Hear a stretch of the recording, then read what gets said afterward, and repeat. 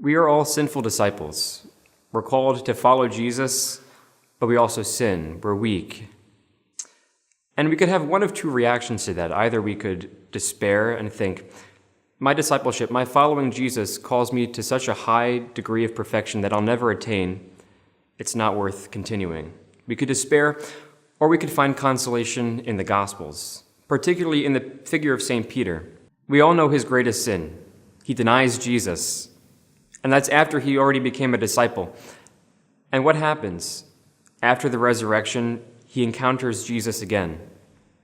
And for that threefold denial, Jesus asks him for a threefold affirmation of love.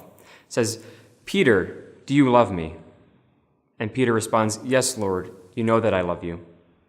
And after affirming his love, Jesus forgives him and reinstates him in his mission as a disciple.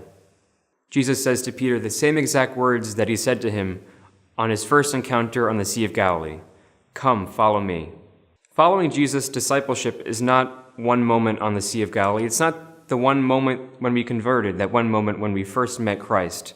It's something that we experience over and over again in our sinfulness. And that should be a consolation to us, that just like St. Peter, we're sinful disciples, but after reaffirming our love of Christ, he calls us back to himself. He forgives us and reminds us that we're still disciples, that we're still called to follow him.